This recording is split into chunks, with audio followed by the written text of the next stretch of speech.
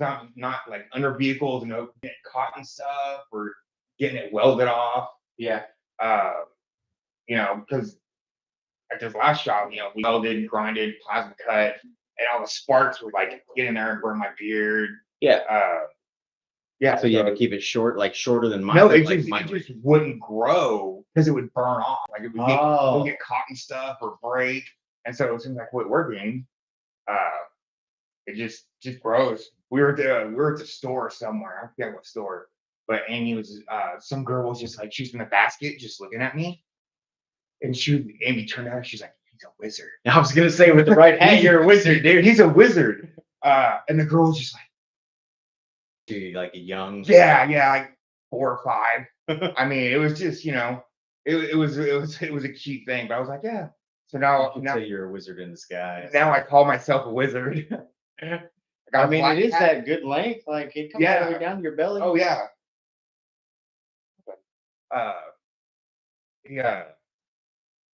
Yeah. Now this cat got a black cat and she has white whiskers. Mm-hmm. So Amy's like, oh, now you're a wizard with a black cat. She kind of looks like a wizard too. So you should go for that as Halloween. Warlock and or is it no? It's a wizard. What are? I'm not sure. Wizard and witch. Yeah, Warlock is like a male witch, or I don't know. I don't know the difference here. Do you like having it long though? Like, because like I can tell when mine. This is long for me. Like, this is getting long. Like usually it gets trimmed right about now. You know what I mean? Like, and then this starts to kind of get fray and. Mine now it doesn't do this. It doesn't do that. It doesn't. Is that because that's all long? Because it's all long, yeah. So it just well, Amy's a dog groomer, so she trims me up. She trims my beard and she just trims it and from the side because, I like it. That's the only time it really gets annoying is when I'm sleeping. Yeah. Or if I'm driving up or something. No, it just like. I mean, I can literally. That's actually why I don't like the front part of a motorcycle, like a windshield. A fairing? Is that what it's called? The fairing that sits in the handlebars? Yeah, the big plastic pieces are fairings. Yeah. My bike came with the big plastic glass. And the way the wind comes around it always pushes my beard up. Does it to me too. So I started riding with like I put hair bands in it, or Amy braids it. And this isn't really long enough to do that though. Like Amy will braid it like all the way down. And it does look cool and it feels cool. You can like whip it.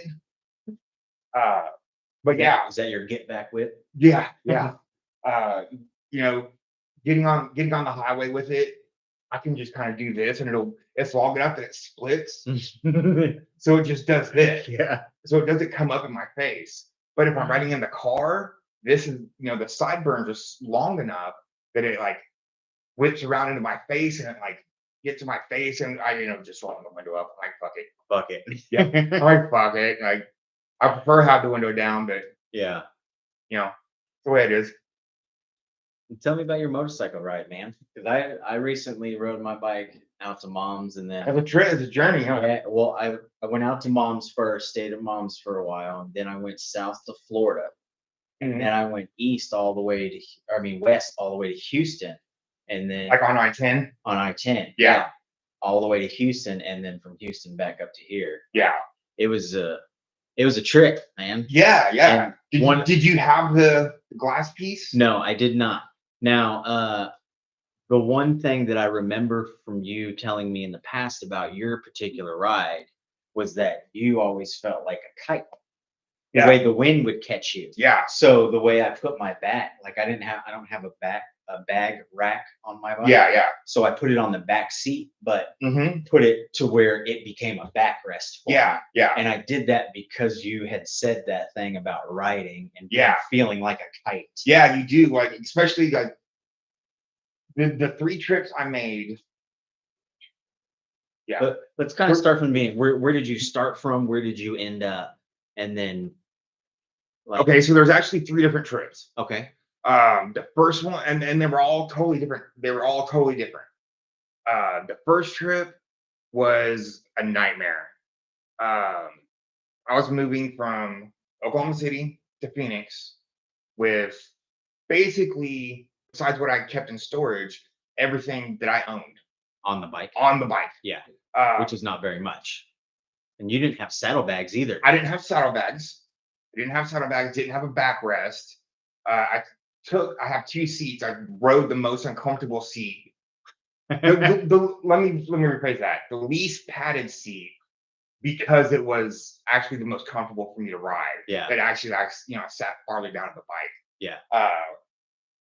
But when I moved that first trip, I had probably 300 pounds of shit on the back of my bike.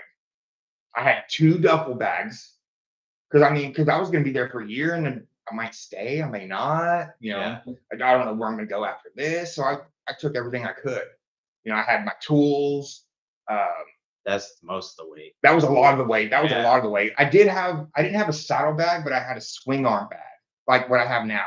The little bag that sits on the side. One that sits on the side low. And I put all my tools in it, but then several miles into the ride, I realized it's so heavy that the tire is rubbing against it. And it rubs a hole in the bag, so I have to like stop and duct tape it. And then but so I have all this stuff in my bag. I got like a pair of shoes just tied to a bag hanging off, 2 duffel bags, my helmet. So I didn't wear my helmet the whole ride, but I didn't know. There's some states that I didn't do the research to know if a state that I was driving through was helmet law or not. Yeah. So I took it just in case. Plus, I might want to go to California. I might want to go to Las Vegas. Las Vegas is a helmet state. So I took it, and I just had like all this like random shit strapped on. I wish I could find a picture because it was just a mountain. It was heavy, and but I was like, fuck it, I'm not gonna be going hard. I'm just gonna cruise, and because when I left, I gave myself like over a week to get there before I had to be to school. What ended up happening, I dropped Gage off at his mom's, or I went by his mom's to see him, tell him goodbye. That was hard. That was hard to leave.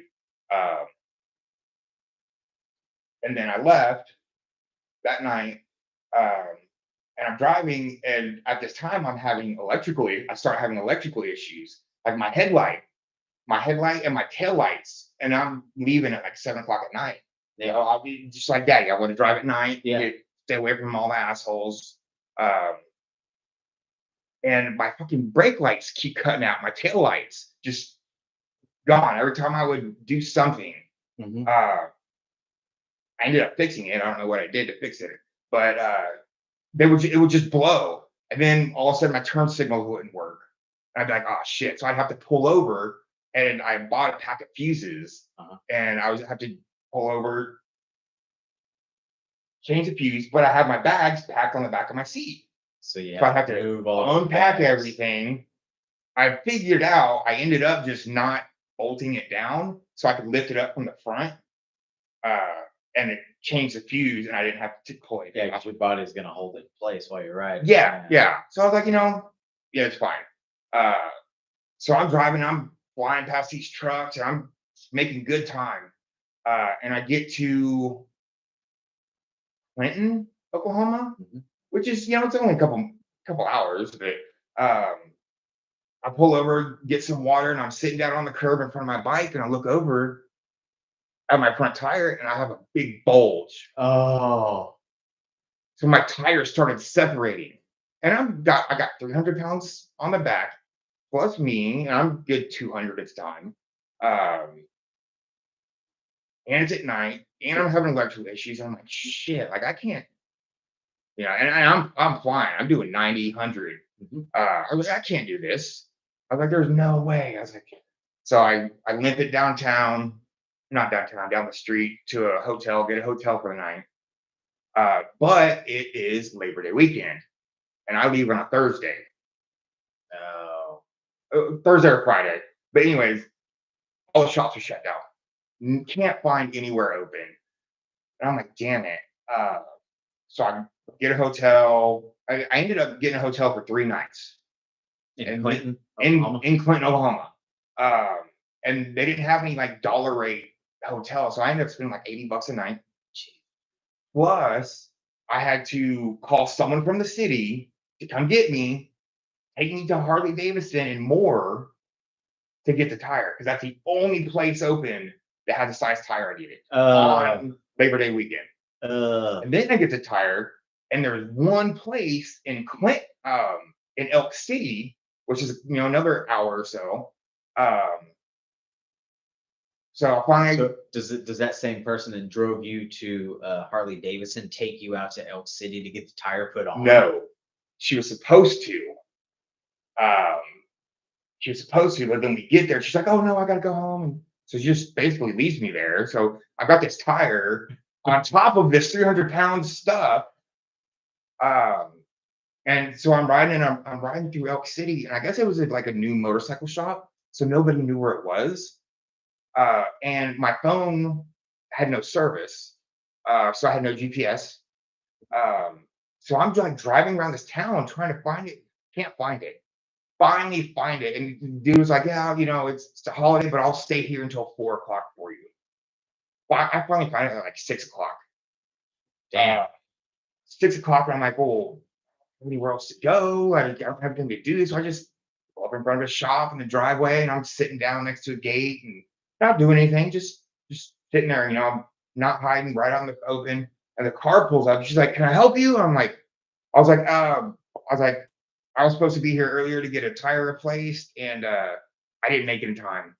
I got lost. Nobody knew where you guys were. And she's like, "Well, hang on a minute." She called her husband, the owner of the shop. She just randomly gone out for something, just happened to see me. Nice. And called her husband, and he was like, "Yeah." He's like, "I'll be up there." He's like, "No, you don't have to take anything off your bike." He's like, "Just pull up, I'll change it for you." He changed the tire for me, and like, I don't know, $20 maybe. Yeah. Not like he made money. Yeah, no, it wasn't nothing, but he was helping me out. He's helping me out on a trip. We talked a little bit, and then I'll be there. Go to Walmart, get some zip ties to tie something. I come back out. I'm having electrical issues. Nothing. Like I turn the key, hit nothing. Lights won't come on. No fuel pump. Nothing. I'm like, fuck. So I get in there and I'm messing with shit for a while. Finally get it started. Drive all the way through Texas. Hit Amarillo by morning. How did you like driving at night? I didn't really care for it because of the bug aspect, and I had a full helmet when I was riding across the country. Really? Like bugs, just yeah. Didn't bother me. No. I preferred riding at night. Yeah. Yeah, I don't remember the bugs being involved, but I was driving through. I was driving through Texas and then out New Mexico and then Phoenix, so there just wasn't anything really to fuck with me, I guess. Yeah. Except for the signs in Texas, I pulled over to because it started getting cold. This is September. Mm-hmm. So it's kind of cold. I pull over and to put an extra pair of socks on. And I get up and I see the sign, "Watch out for rattlesnakes." I'm like, "Oh, great, awesome." That's not the last time I'll see that sign. Well, you are going to Arizona. Yeah. But then, I mean, actually, so that was the fucked up part. Took all my money. That I had to put down on my apartment, or my half a room. Yeah, the rest of it was really cool. Actually, I loved riding at night because when the sun starts to come up and it's behind you, um, and everything just like you slowly see it light up. Yeah. And it's just so cool. It's just like, man. And I was driving through, it's really pretty, even though it's like desert, it's actually really pretty. Like I remember I was riding into New Mexico in the morning and the sun was coming up. And so the sun's coming up behind you because sun's coming up behind me. Yeah. So the sun's coming up behind me, and I'm looking. I just all of a sudden I see these black specks in the darkness. They're just darker than everything else. But then as the sun comes up, it turned out to be the big rock formations and big like black spots. And I pulled over. Like I pulled over and took pictures. I was like, this is fucking awesome. The sky was clean. It was clear. I mean, there was clouds, but no smog or anything. So it was really not, I mean, it was really cool. I loved running that. But at that point, I had no choice because I had stayed in the hotel for 3 days. And school was about to start. I had no money for a hotel room. So I just had to keep going, cannonball it. Yeah. And I'd pull over, like I fell asleep in a Subway. I stopped at a truck station. I was eating a Subway sandwich and fell asleep for a few minutes. And I woke up and I continue on. Got into New Mexico, went into the coolest truck stop I've been in. Like they had a whole huge car museum inside it. Do you remember where? I don't remember the name of the truck stop, but it was right like when you cross the Texas to Arizona border. Okay. It was like I want to say it was like the next big truck stop. Okay. But you pull up and they've got a diner, and then you walk in, it's this big truck, not even a big truck stop, just average truck stop. But then you walk in, and bigger than the restaurant and the truck stop was this auto museum. You know what? I think I know where you're talking about. I've driven out west a few times. Yeah. And I think I know where you're talking about. There's like, I don't know, like 50 to 100 cars. And so I had a bunch of motorcycles, and so I rested there for a while, talked to some other people on some bikes, and then just cannonballed it. Cannonballed it all through New Mexico, and I fucking hate riding through New Mexico. Might be different in a car. I didn't get to stop see too many sights, but I hated driving through it. Why? I'll get to that on the return trip. Okay. But no, it kind of got where you could see like 2 miles, 3 miles, 5 miles at some points down I-40, and it's just straight. It just does this. You come up on a hill and you just see straight, and you're like, I've got to do all that still. And it's hot during the day because it's low desert. You haven't really come up into Albuquerque yet. Mm-hmm. Yeah, it was just like, okay, I've got to do this. I'm hot. I'm tired. So I stop in New Mexico, and the people from the school keep like calling me. So every time I cross, like I go to a McDonald's and I turn on Wi-Fi. Yeah. And I'd have like 6 missed calls from the school. Like, are you going to be here today? Like, you were supposed to be here for orientation and all this. I was like, I'm on my way. I was like, I'm on my way. That's all I could say. Like, I'm in Albuquerque. Do you think I'll make it? She's like, yeah, probably not. No, yeah, probably. Yeah, probably not. I was like, okay. I was like, well, then I'll be there tomorrow, I guess. And then Albuquerque was actually, it was fun to ride through because you're going up into the mountains right then. But another bad experience. I had stopped at Walmart to buy some more straps, and I bought the cheap Walmart straps. Luckily, strapped everything down, tucked them into my bags, and I'm driving through the mountains, and I'm like, just lush trees everywhere, and I'm like, this is fucking beautiful. Like, and I told myself, I said, I could die right now and be happy. Yeah, because it felt so cool. It's twisties up through the mountain, beautiful, and then one of the straps had come out of my bag, and I wrapped around my axle, my rear axle, and like my bike went boom. Locked it up for a second, but it broke. Because they're the cheap ones. Because I bought the cheap one. So it broke. But still, it pulled me over. It pulled me into the concrete edge, the median. Yeah. It pulled me off the road, and I slammed into it. Didn't really fuck anything up. I was pinned though. Because the bike kind of fell over. I was pinned, and a guy stopped. He saw what was happening before it happened. So he was following me. He pulled over, and he's like, dude, He's like, I was trying to catch up with you to tell you that your strap was. Yeah. He's like, and as soon as I got close, he's like, it happened. He's like, are you okay? He helped pull the bike off me. He's like, do you want me to follow you like for a little while? Are you okay? Like completely make sure I was cool. I was like, no, man. I was like, I'm gonna take a breath for a minute. I'm gonna sit here because that was scary. That was because I mean I didn't know what happened at first. All you felt was the bike lock up. Yeah, it just, and pulled me over, and I didn't know what happened, and he helped me pull the strap out and everything, and everything was good after that. But that was sketchy. Pretty scary too, man. Yeah, it scared the shit out of me. You were on the mountains, right? Yeah, I was going through the mountains, so there's you were elevated. Yeah. Yeah, that's crazy. I mean, I had 2 lanes between me and the edge, but then I also had the cliff right there. Yeah. So yeah, I mean, it scared the shit out of. I finished going through the mountains. Actually, pulled into Albuquerque proper.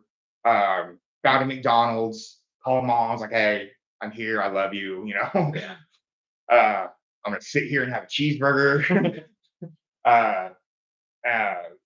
Well, I probably called Gage because it was about that time to go to bed, and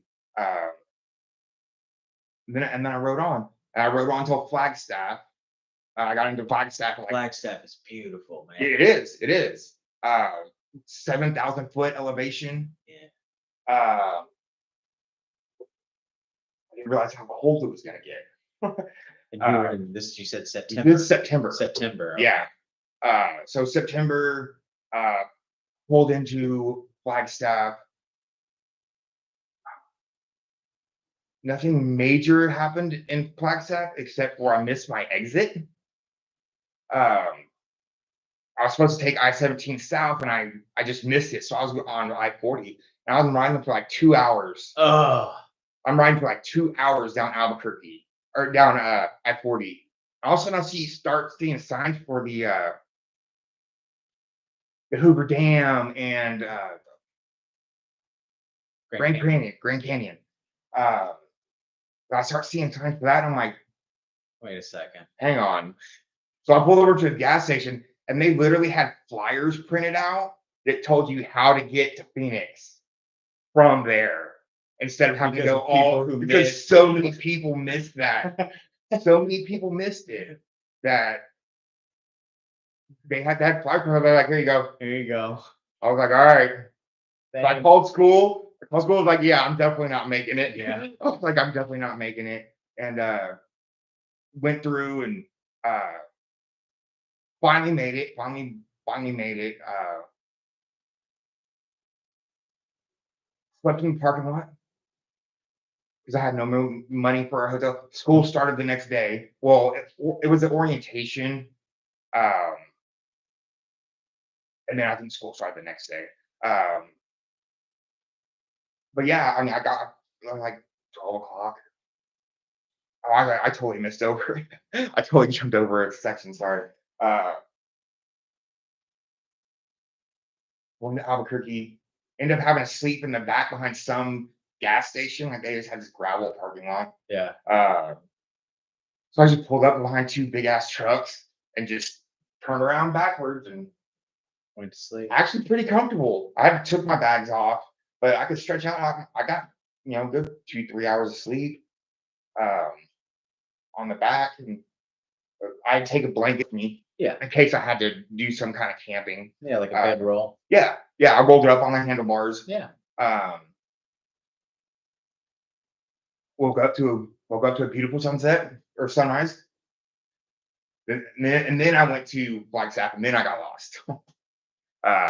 And that's when you got the flyer. That's when I got the flower. Yeah. And then I pulled into school, like into Phoenix, 11:30, 12 o'clock at night, and park in front of the school, sleep in the parking lot, get up in the morning, go to the bathroom and like wash my armpits. And I've been on the road. I've been on the road for 3 days. Yeah, you're in the heat. In the heat, no protection. It's just physically exhausted. and I came out, and one of the teachers was like, "Hey, you here for orientation?" I was like, "Yeah." And because I was in the army, I had a. He's like, are you a veteran?" I was like, "Yeah." Um, he's like, "All right." How did he know to ask you that? I don't know. A patch on your No, chest? no. I got my ID later. Oh. But he came out and he was just like, "Are you a veteran?" I was like, "Yeah." Um, and he's like, "All right." Well, he had two of the guys from his class come out and get my bags and carry them into his classroom. He's like, "Don't leave it out here." He's like, "There's tweakers everywhere." He's like, "Your shit will be gone." I was like, "All right." So he, when I had to go into an orientation, he kept my bags, and I was so exhausted I couldn't even carry them. Like I was like trying to pick them up. I was like, "I gotta put these on my bike now." I was like I said, 300 pounds stuffed full with two duffel bags. I was like, "Can you guys help me carry these out?" I was like, "I've been riding for 3 days." So I was like, "I'm exhausted." And they're like, "Yeah, carry them out to the fucking bike for me." I strapped them on and went to my apartment. Yeah. And yeah, that was that trip. I mean, I had good music though. I had good music. Had like 3 sets of wireless headphones. So when one set died, I had no way to charge them. One set died, I could put another set in. Mm-hmm. And yeah, so good music. Even with all the stuff that happened, it was still cool. Like I made it. Yeah. I made it. I'm here to do my dream, and I got to ride my fucking motorcycle cross country to do it. That was cool. So much fun riding cross Yeah. country, dude. Yeah, it was. I mean, like, did you stop and do stuff, Not or did you just? not really. I mean, I left because me and Rachel were having problems. So I was really just kind of thinking a lot Clear in your during head, my yeah. ride. Yeah.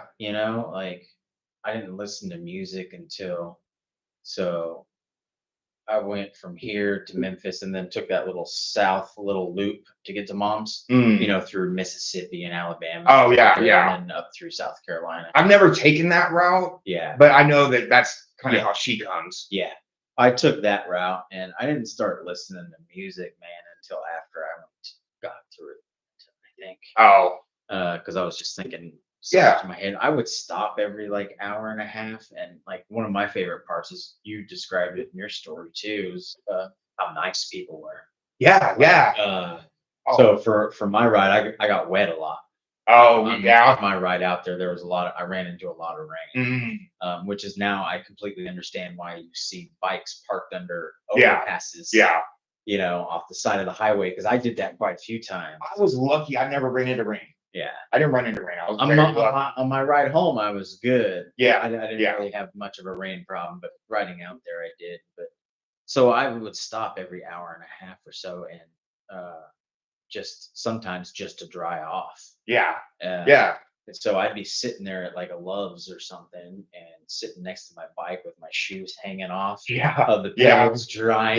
Yeah. Like my flannel hanging over the handlebars kind of drying out, and people would stop. I had people offer me clothing, like, do you need socks? Do you need underwear? Like all kinds of stuff. Like people were super nice. Yeah, I mean, old white dudes loved me. Mm-hmm. I'll tell you that. Old white dudes, oh yeah, man.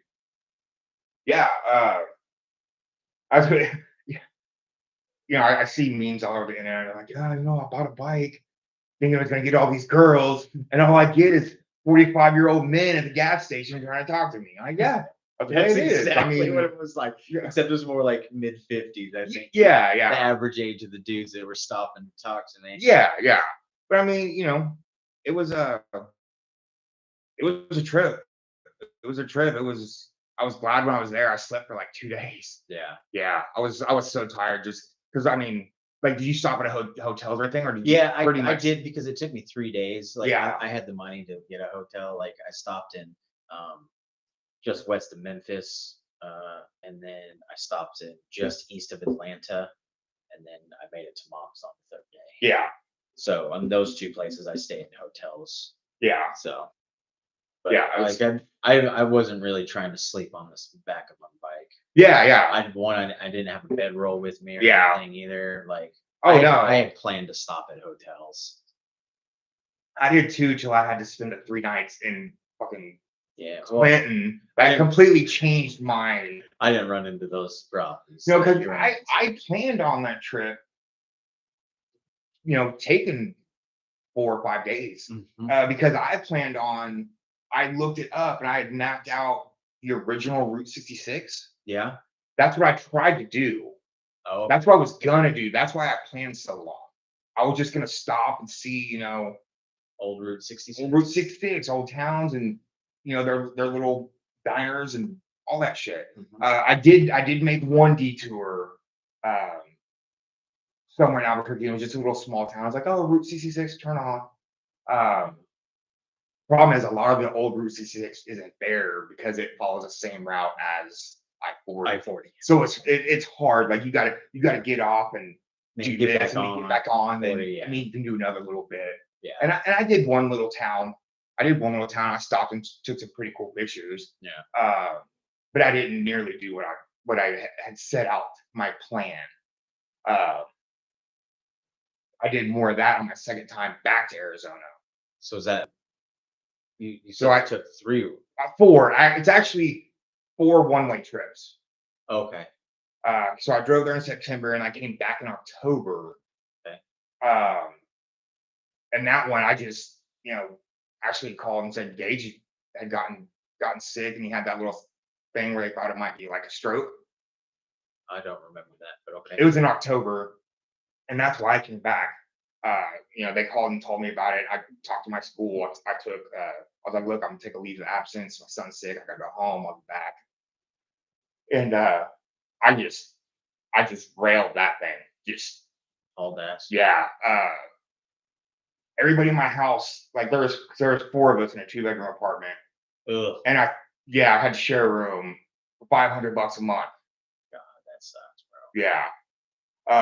And I was the last one to show up. So I got the shitty. Yeah. I was in front of the closet on a fucking twin bed, like covered in plastic that you couldn't take off. So, everybody in my house knew. I was like, look, I got to leave in the morning. My son's sick. I'm leaving. I'm driving home.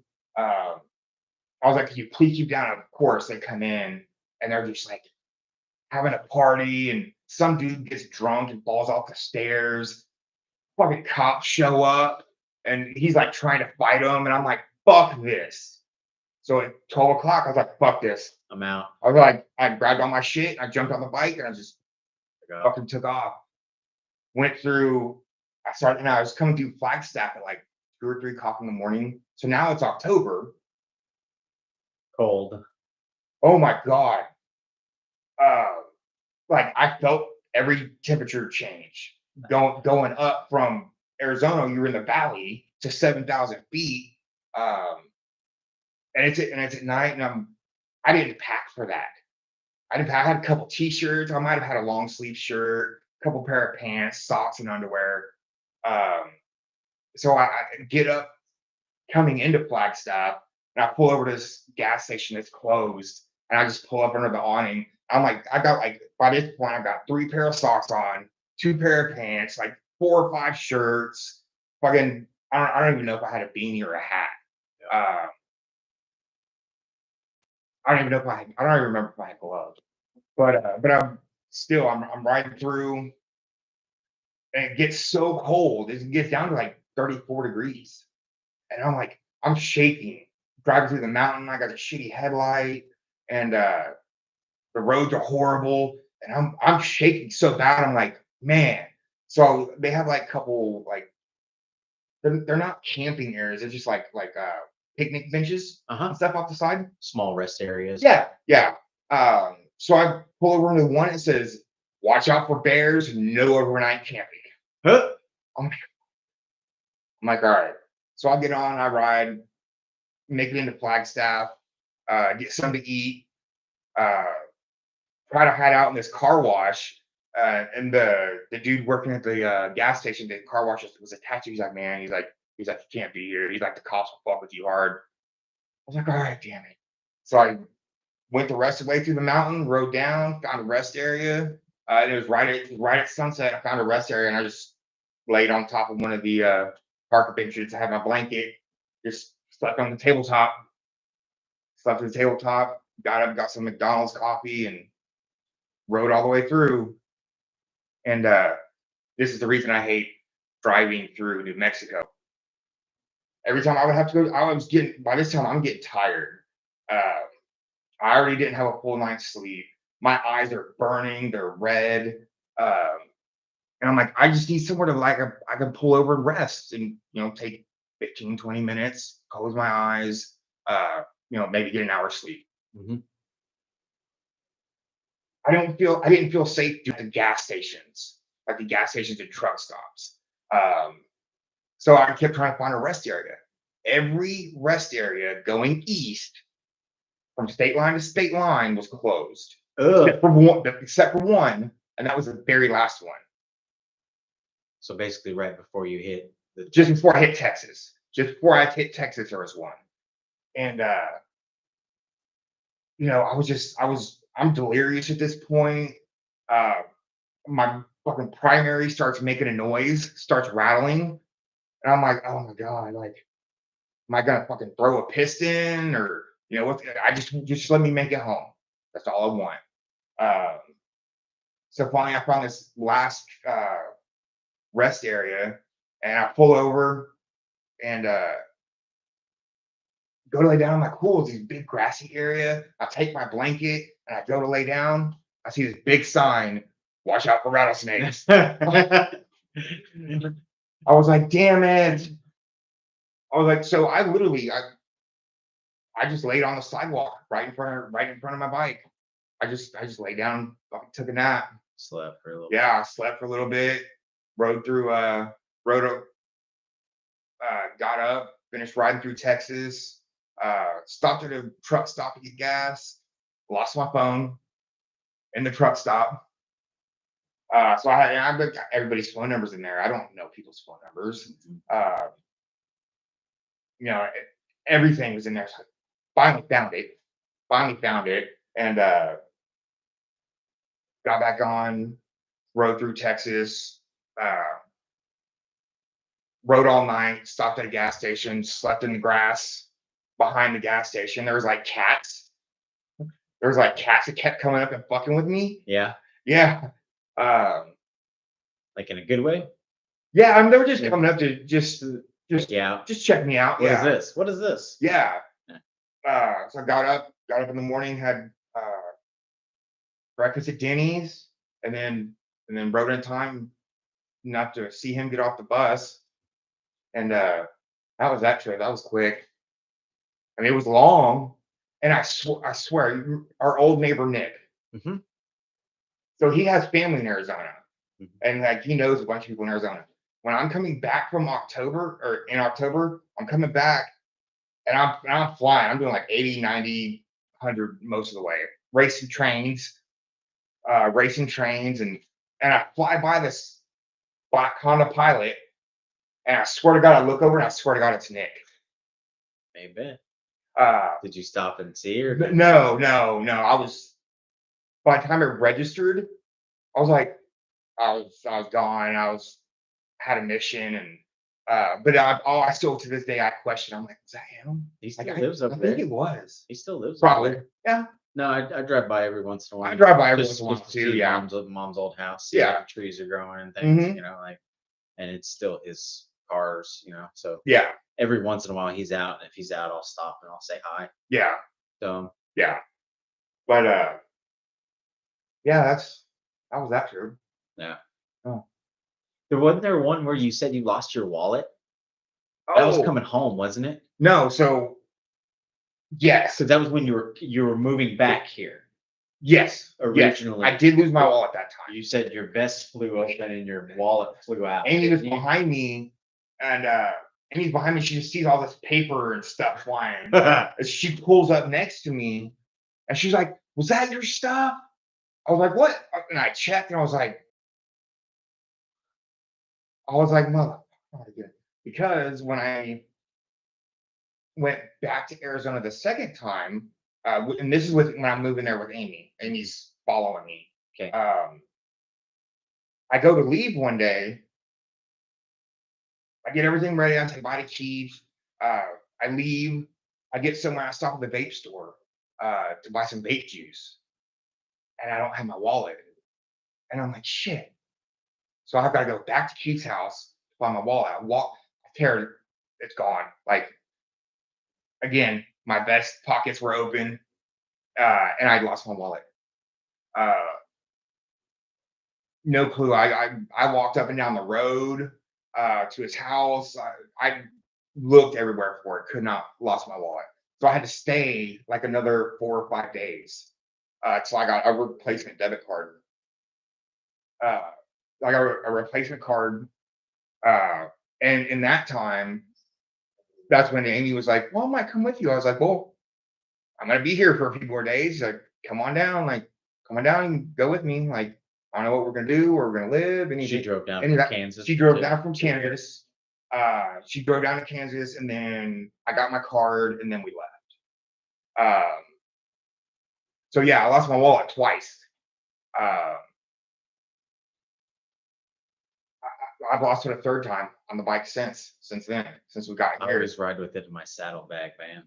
I have learned to now. I have this thing holds money, everything, and it always goes in my front pocket. Goes in my front pocket because I keep I keep keys, everything in my back pocket.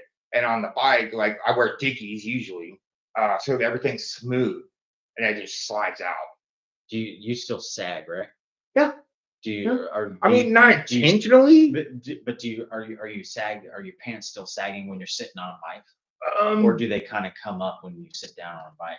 Yeah, I kind of pull up the front, but I do pull my pants up because otherwise I'm sitting on my belt, and the seat that I like to ride with doesn't have much padding, so I can feel that hard belt across my ass, and it just it gets uncomfortable. So if I forget to, I stop at a light and I'll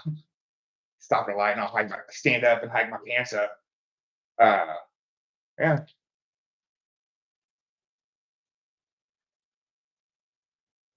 I don't even know where I was at. Where you went? You were talking about Amy moved down, and that's when y'all went back. Oh, yeah. Back to where you were doing motorcycle school. Yeah. Phoenix. Which that was cool. I mean, that trip was we just gotten both paid, so we had money for like hotels. So we'd ride for a while.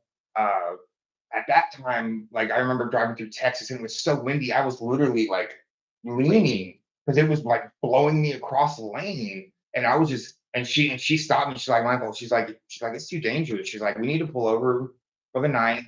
Get a hotel, get something to eat, and we'll start out in the morning. Yeah. So we did that. So it took us 4 or 5 days that time. Yeah. West is way more open. Yeah. Than heading east. Yeah. Did you have to fight that anywhere? Like only you know that sweet spot when you're behind a semi? Yeah. The wind coming off the semi shake shift. You don't want to be there, so you go around them and everything. Yeah. That was really the only wind factor that I had to deal with is what was coming off cars. Because, headed out east, it's pretty wooded. Yeah. Like there's trees on all sides of you pretty much the entire time. Yeah. When you're headed out west, there's so much open and the wind blowing. Like I can imagine.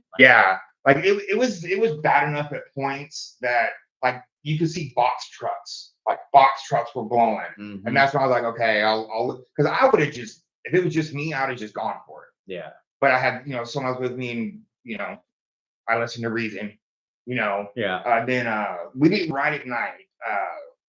Because like that day that happened, and then we could see there was a storm blowing in. I was getting sprinkles, so we just pulled over, in Texas, and then driving through New Mexico. Like there was one night I had good music going, and I was just felt it. I felt good. I was just vibing with the road. Everything was flowing. There weren't assholes around me, and I was like, let's just keep going. I was like, and it was getting dark. She's like, Michael, she's like, I passed 2 coyotes and 1 deer in the road. She was like, it's dark. She's like, you have son to come home to.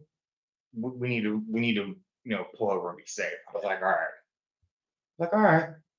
Do you have a cruise control on your bike? I don't have a cruise control. It's a lock. It's a lock. It's that spinning lock. Spinning. That's what I have on. Yeah. It's a throttle. A throttle lock. A throttle lock. Yeah. Yeah. That thing was amazing. It does do it. Mine didn't hold that well. So I'd be riding and it'd be nice. I could just have my hands sitting there. But then all of a sudden I look down, I'm doing 60 instead of 80 or 70 or whatever I was doing. And it would just slowly roll forward on its own. Mine didn't hold that well. Mine held really well and it was amazing to have. Yeah. So I could put my right arm down. Mm-hmm.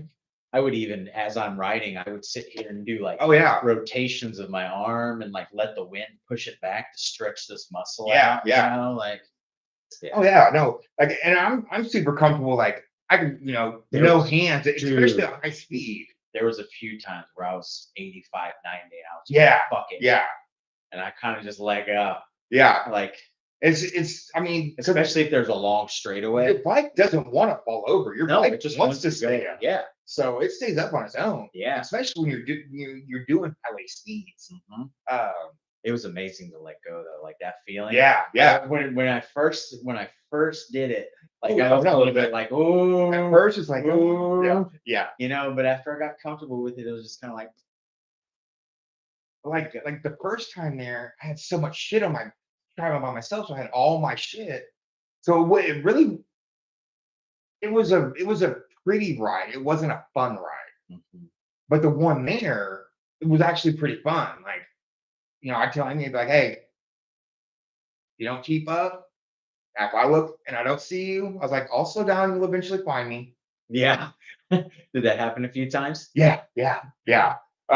Moving back from Arizona when I lost my wallet, we both went back to try to find it, but we stopped at different places. Still, my phone still had no service. So we got separated. I have no money, no wallet, no nothing, because she has all my stuff in her car. And we get separated, and this is another experience of people just being cool. I went into a gas station and I called her and left her a message. Of course, she was out looking for my wallet, so she didn't answer the phone. I'm like, shit. So I go over to another gas station, see if maybe she's there. She's not there. And I'm just sitting there on the curb. I'm just, doing this. And dude pulls up. He's like, hey, man. He's like, you all right? I was like, yeah, man. I was like, it's just not going good right now. I lost my wallet on the highway, got separated from my girlfriend. I was like, I don't have a phone to get a hold of her. He's like, you want to use mine? I was like, yeah. I was like, that'd be awesome. So I grabbed her, tried calling her, called her like 10 times, didn't answer. He's like, man, he's like, and he fucking opens this bag and he pulls out a phone and an extra battery. He's like, here. It was an old track, like a throwaway phone. Yeah, it was like an old track phone. Yeah. But you could get Wi-Fi on it. Okay. So if I could find a McDonald's or somewhere that had Wi-Fi, which I did. There was one right down the street, and I went and found one, and I called her, didn't answer, texted her, I was like, hey, it's me. I'm at such and such gas station. And then I sat there, and the dude he's like, yeah, man. He's like, I just got out of prison. I'm on my way from Tennessee to California. I got some possibilities going on there. He's like, I'm taking my family. And he told me, he's like, yeah, he's like, I was in prison for 10 years. I'm just making that number up. Yeah. But he's like, I was in fucking prison and fucking I'm out. And he's like, man, he's like, I wish the best for you, man. He's like, you can come with us if you want. And I'm like, no, man. I'm not trying to join a cult, bro. I got places to go. But he's like, man, he's like, keep the phone, man. He's like, I hope you find your partner. Yeah. And I did. I just sat there and I parked out next to the street. So she was coming down the street, she could see me, and she pulled up. I was like, thank God. So we went down. It had been a long day, so we went down the street and got a hotel. Uh, and we taken the dogs out in a park to walk them, and he drives by, and I waved. I was like, and he's like, oh, Cool. and it was just those random cool meetings that Random acts of kindness. Yeah. man. Yeah. Uh, I try to do them when I can. That's I do. I try to do it because I've had so many done to me. Yeah. On that trip back to see Gage in October, like I said, my transmission started making a lot of noise, and I was freaking out. I didn't get paid till the next day. I was running out of gas. I was almost to Amarillo, and I'm in a gas station, and I call Amy. And Amy's like, hey, she's like, I can Walmart cash. She's like, I can do that for you. And granted, I only met her one time at this point. She's like, I could send you some money, but you gotta, can you make it to a Walmart? I was like, I have no idea. And I looked and I was like, yeah, I think I can make it. And the dude walks up to me, he pulls out his wallet and hands me a $50 bill. He's like, Philip, he's like, man, he's like, I ride too. He's like, fill up your bike, get you something to eat, man. I hope safe travels. People were so nice. And then he just walked off. I was like, dude, I was like, I only need like $10 or $20 to make it to Amarillo. And he's like, take it. I'm like, all right, cool. That's awesome. Yeah. Yeah. You know, that's those when those little things happen, man, that's what, like, neither one of us have ever been super religious, but like when little things like that happen, like your exact description of that $50 bill one, man, like those are the kinds of things that make me think that there's got to be something. You know what I mean? Like maybe not in the religious aspect of God, but something. The universe. Yeah, I call it the universe. Higher power. Yeah. And one of the things I've learned is that the universe doesn't always give you what you want, but it will give you what you need. Yeah. It'll give you what you need when you need it. Sometimes you just don't notice it. Sometimes you do, but and in those moments, I've always really needed it, and it's just random people, come out and help me. So yeah, if it wasn't for them, who knows? Yeah, that's awesome. Yeah, it is. I mean, you experience it.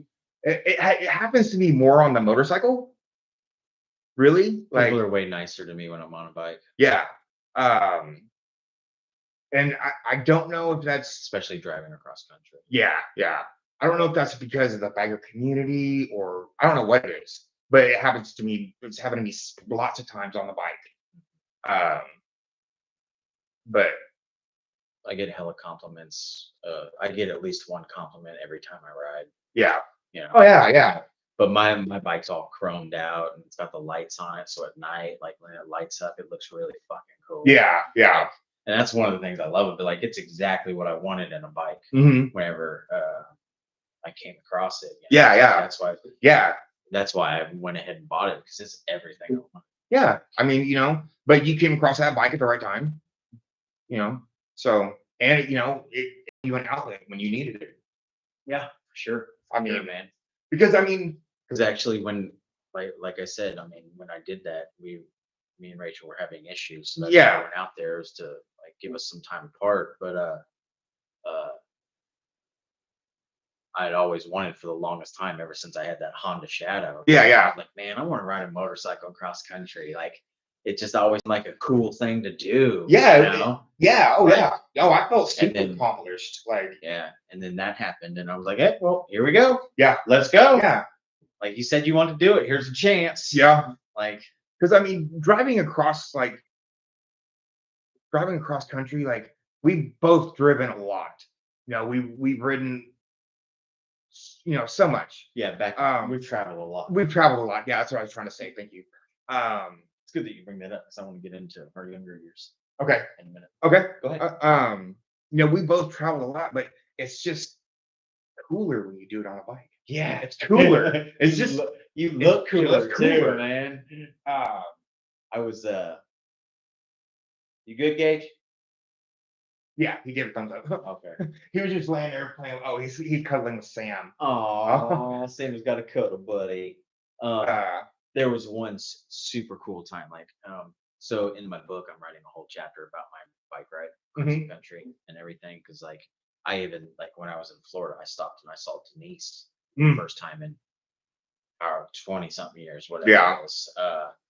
And then at Houston, I saw Keith. I just stopped and I saw people. But one of the coolest things that happened to me on my ride. This was my favorite part about the ride. So, how I was talking earlier about that sweet spot behind a semi, the wind. Yeah. So there was this long haul trucker that I was behind for a little while because he was going at a good rate of speed, and so was I. Yeah. So I wasn't up on him to hit that wind spot yet, but I was coming up on him. Yeah. And as I got close to him, when I got too close to him, I revved the throttle and started to pass him. And as I passed him on the back of his big black truck, Yeah. because he was hauling, I don't remember what he was hauling, but he had a big black sleeper truck. Yeah. He was obviously a long haul trucker, but on the back of it was just this huge Harley sticker. Yeah. So he obviously rode, So as I rode by him, when I got up to the window, I kind of looked at him and went like that, just kind of like, "What's up, dude?"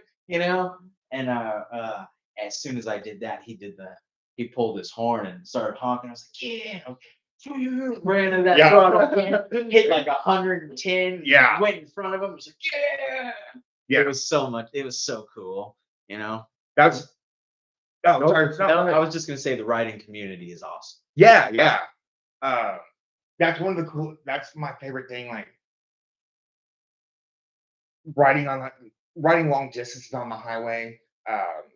When you pull over a truck. You go next to the truck because going next to the truck, you got that wind buffeting. It wants to suck you in, especially flatbeds. Mhm. Flatbeds are horrible for me. Fucking hate them. So I would start back, fucking just redline it, and 100, 110 past them every time. Yeah. I remember on the way, I think we're pulling up. We're close to Amarillo, and I'm riding, and I go to get over, and I look over, and there's 15 trucks in a row on the right lane. And I fucking pull back over, turn around, I look at Amy, I'm like, "Bye." Yeah. And I fucking 110. And she follows me. I mean, she blocked for me. Yeah. And I'll just fucking go on, just yeah, it feels so good. It's so cool. Yeah. And most of those truckers, a lot of truckers ride motorcycles. Oh, I'm sure. A lot of truckers do. So they see you, they kind of give you the right of way. I was coming up on yeah, but there's always asshole drivers. Yeah. But there was quite a few times where I'd be coming up and a trucker would have his left turn signal on to go around somebody, and he'd see me coming up and he'd wait, let me pass. And see, I always experience the opposite. I'll be coming up on the left lane, but I'll be already in the left lane, flying up, and a truck that wants to go around another truck will fucking jump over. Yeah. I experienced that so much on the way home. When we moved back in 2019, I experienced that so much that Amy calls it the Michael Ball wave, because I'd ride by at 100 miles an hour, fuck you. And I'd get in front of them so they saw me doing it. Yeah. And she was like, "Michael," she's like, "one day," she's like, "one of those days, one of these truckers is gonna have a fucking gun." Yeah, that truck's not gonna catch up to you. Yeah, I was gone by then. Yeah. The chance that I'm gonna pull over, because if I fly by you that fast, I'm going. I'm not gonna get in front of you and slow back down. Yeah. And she's like, "One of these days." Oh yeah. I was like, "It may happen, but I doubt it." Yeah. For sure. I was like, "They know what they did. They saw me coming." Because they got big mirrors. They can see. Oh yeah. They're not all drivers. Not all of them. Yeah. Not all of them. But I've I've had it happen to me in cars. I've had it happen to me on bikes, but it just if I'm in a car, I know why they do it. It's because they already have that momentum and they don't want to lose it by touching on their brakes. Yeah. I completely understand why they do it. And in a car, it doesn't bother me. But if I'm on a motorcycle and I'm doing that fucking I fast, get the right away. and I'm coming that fucking fast up on you, let me pass because you're gonna be by him in just a second. This is mine. It's not gonna take me long to get past you. It's gonna take you a long time to get past him. Yeah. They always do it on an uphill too, man. And that's why they do it because I understand that. Yeah. And I understand. But it still pisses me off. For sure. Because in that moment, that was my fucking lane, dude. I was already there. No, that's that's the thing about Oklahoma. When you're on a 2-lane highway, people driving that left lane. Left lane drivers, man. And I told Amy about it. I was like, the moment I cross from Texas to Oklahoma, my anxiety goes up so high because people drive like that. And you're interrupting the flow of traffic. And it's more and more states have signs that say yes, left lane is for passing only. Like I've noticed it over the years. More and more states are adopting that. And I've seen those. And Oklahoma actually that has not always been a law in Oklahoma. I remember when they passed it, and it was around the same time they passed. People still left lane drive. Oh yeah, they do. They do. But yeah. I mean, honestly, like with the American population and the way it's growing, like all of our interstates need to become 3 lanes. Yeah, I agree. There's definitely need to invest in the some upgrades. Yeah, sure. Yeah. All of our interstates and semi trucks should not be able to use that 3rd lane once they. I agree. That's a law in Germany. That should be cars and motorcycles only. Maybe U-Haul. I don't know, but no trucks in that. Over a certain weight, let's say, certain weight or length. Like yeah, I mean, if you only have 2 or 3 axles, you're not near as heavy as 6 axles. No. Well, I mean, most U-Haul vans, they say 55. Like, don't go over 55. Like, I don't know if people still do, but yeah, big trucks. No, we definitely shouldn't be able in the left lane. For sure, we definitely need more lanes on our interstate. Oh yeah, I love when cities have like you'll hit 20 miles before you hit a city, and it's all of a sudden 3 lanes. On their interstate. I'm like, I love that. I love that. Driving that newer stretch on I-40, that's awesome. Yeah. That's awesome. I love riding there.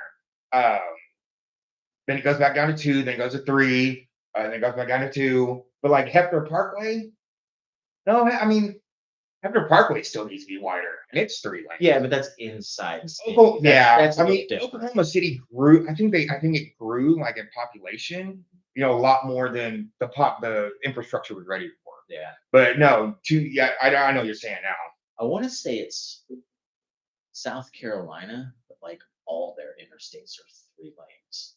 Really? Like not even just close. There's some state that I drive through on a regular basis when I go out to mom's, and it's the entire state. Like as soon as you hit the state line, it becomes 3 lanes.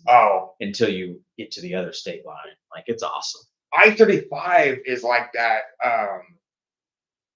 When I got to Amy's, because I rode my motorcycle out first time to meet her, and that's it was like a 4 or 5 hour trip, and I rode out there, and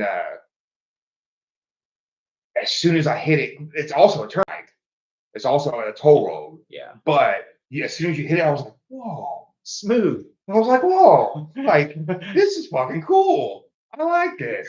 And I told her, I was like, hey, I'd stopped at that was another trip. Got her a pack of sunflower seeds. I was like, here's a pack of sunflower seeds. I got the truck stop. I was like, and your roads are fucking awesome. Yeah. I've driven up to Kansas a few times. Yeah. It's nice. Yeah. I love when they have good roads, man. Oh yeah. Definitely a good thing. Let's get into our childhood, man. All right. I want to know, I'm just curious how you view our growing up, because like, for example, I'm sure that we have different views on it because as long as I can remember, our parents were never together. It was always mom and stepdad and daddy and Denise. Yeah. Like as far back as I can remember. Like I don't remember them together, but you're a few years before me, so I don't know. Like You know, what I do remember is the night. I don't really remember them together. I remember the night that they sat me and you down and said, "We're getting a divorce." I remember that night. I remember where I was. what was that like? I Um, don't remember that. I don't. I remember generally. I don't remember specifics, but I remember mom used to have this old square like ottoman thing that spun, and I was just like laying on it and like kicking it, And they're like, "Hey, we're," because they'd already separated once before, uh, and I don't remember that. Yeah, I remember being there in that house on Eglin Air Force Base on top of that recliner, and I was kind of playing and bouncing around. And I remember them talking, saying, "Hey, we're not going to be together anymore. We're getting a divorce." Um, I was 5, Yeah. but I mean, for that, I don't really remember them being together. Um, I remember times after that, like after they had divorced, Daddy coming to pick me up for the weekend and stuff, or pick us up. But yeah, no, I don't think I really remember them being together either. I wasn't sure. Yeah. I don't think we ever talked about that. Yeah, no.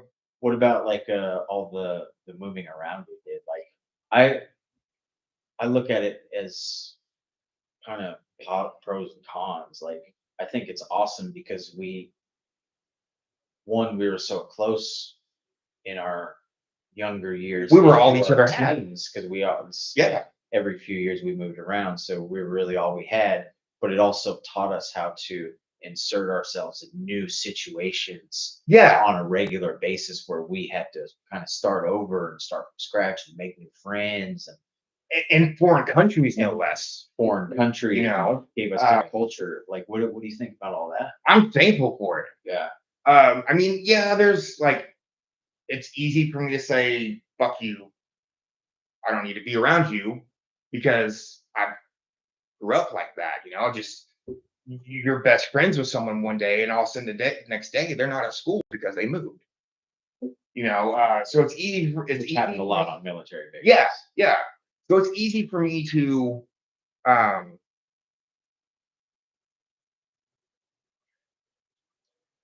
disregard a relationship, whether it's a friendship, a romantic relationship, family. Sometimes it's easy for me to say, just gonna go, Yeah. just gonna go. Um, so that part, that's a negative. But I think really everything else for See, me. I don't really think that's so much of a negative though. Like, I mean, it's it can be. yeah, It absolutely. can be Because when you let your ego and stuff get ahead of it. Um, yes, that can be a bad thing. Um, in my opinion, but I do agree that times that is good. yeah, If you're going to remove yourself from a bad situation or an abusive situation, anything like that, it's important to be able to do that stuff. Uh, but other than that, I think everything else was good. yeah. Really, I mean, I'm I'm super thankful, I'm really, for the way we grew I up. love that we moved around so Yeah, much. Like I am too. the just the experiences of different cultures. It Hmm. gave me a certain respect of when I visit just Yeah, anywhere, yeah. anywhere. Oh yeah, Like you're in somebody else's house, yeah, whether it's a country or their yeah, actual yeah, house. You know what I mean? Like you know how to act. yeah. Well, I mean, we had to, because we did it at such a young age. I was in first grade, so you were pre-K. I mean, you were pretty I young. remember starting school in England. I remember you starting And at it was the like a English private school, school, yeah, yeah. the British school, and Yeah, mom took you out of it. well, yeah, because I think it had to do with uh I've always been very eccentric, especially when I was younger. Very I got a Yeah, joke, I'm gonna tell you what I think, and you know how I am. yeah, And I remember the teacher making me stand on my chair With the dunce cap. with what did I have? Did they make me wear a dunce cap? I'm pretty sure that's that's a story I tell people. I remember that's how I remember it. I remember it being super embarrassing. Yeah. I remember it being I was super young, so I don't remember the exact situation. But after that is when mom. Yeah, because I didn't go to that school with you. I went to On Base. On Base. Yeah. I don't think On Base had the preschool. Yeah. But I mean, that's what I remember in my head. But I wasn't there either. I didn't go to that school. Yeah. So for what I heard, remember it had a uniform because I had a sweater or something. I do kind of remember you having a uniform. Yeah. Something about it. Yeah. But no, we were young when we went, so we had to know how to behave, especially because we weren't only representing the U.S. but I didn't think that deep at that time, but we were representing dad and mom, because mom, when we moved there, mom was still in. Mm-hmm. We were representing them. So if we acted bad, they got in trouble. Mm-hmm. So we had to, anytime we moved, they made us take that like a class, like, hey, these are the customs and cultures. This is what it's like. I don't really remember that. We had classes. Yeah. We took. It may not have been like a formal class we went to, but I remember learning like stuff, orientation, like an orientation type thing. Yeah. Like, hey, this is what you're gonna come across. Like what is it? Like this is like fuck you. I think this was. Oh, this. Okay. The backwards piece. Yeah. Meant Yeah. in England. Yeah, I remember being told not to do that, and I remember that to this day because we just went to London recently. Mm-hmm. The end of last June, early July, we went to London, and the people that we traveled with, one of their daughters, Tegan, super cute young girl, but she went like this. I was like, you better be careful doing that here. I was like, I'm pretty sure it means F you in this country. Yeah. Like. Yeah, I mean that's what I remember. I remember being told, stuff like that, and like, it really also helps like shape my worldview, because I realize not necessarily my worldview, but the way I know that people look at us as Americans. What do you mean? Okay, like when we first moved to England, we had the Pontiac Grand Am. Like our car got keyed. Like someone scraped up the trunk because, like, then they wrote like "Go home," "Go home, Americans" or something like that. Okay. And people look at us like, being rude and brash and disrespectful, and a lot of people are. A lot of people are. Yeah. A lot of Americans specifically. A lot of Americans, yeah. But it taught me to be more respectful because I didn't want to be that person. I guess that's what I'm trying to say. Yeah, no. Absolutely. I didn't want to be that person that disrespected America or made people not like all Americans because I was an asshole. Yeah. So I try to be respectful, learn as much of the culture as I can, try to speak the language, even if I fuck it up, at least I tried to learn something. Yeah. And nowadays you got fucking Google Translate and that's amazing. Having that is amazing. Yeah. Like, when we were in Paris. Yeah. Anywhere, just like, I mean, even on an average day working in the restaurant business, working with anybody south of the border that comes up and works, because kitchens around here, every kitchen is Guatemalan, Mexican, fucking everybody, Argentina, everybody, like Ecuadorian. So it's just helpful working, so. But we didn't have that back then. I remember being in Germany and having that little dictionary, that little pocket dictionary. Be like, I could still say "12 Brochen bitte," 12 rolls, please. Because mom used to, when we lived in Castellon, mom used to send us to the bakery. Is that where that place that had the bonbons, man? It was next to like an ice cream shop. I remember bonbons. They had like real Italian ice. Like, I remember living off base. That was amazing. Yeah, that was cool. But mom would send us down there. Just two American kids, not knowing shit. Like, well, you go down the hill, it's gonna curve, and then the bakery's on the right. And we go to the bakery and we get 12 rolls and come home. Uh, but I mean, I can count to 10. Other than that, I don't remember much. Yeah, I don't remember. I remember learning to speak it when we were there. Yeah, because we actually made it a point to learn it since we spent what 3.5 years in Germany. Yeah, right, 3.5 years, something like that. We were and we spent a good bit of that off base. Yeah, living off base and going on Volksmarket. Like I say, we were really lucky, and that's when you ask me how I felt about our experiences growing up. It's probably way different than a lot of people's experience growing up in that situation in different countries and stuff. We were lucky that mom and dad, they took us to see churches and castles, and we went on Volksmarches. We went to the public pool, and swam with Germans. And I remember the first time we went to a pool, mom was like, "Okay, you're gonna see boobs. You're gonna see they can't topless here. Like you're gonna see. Don't stare, Jeffrey."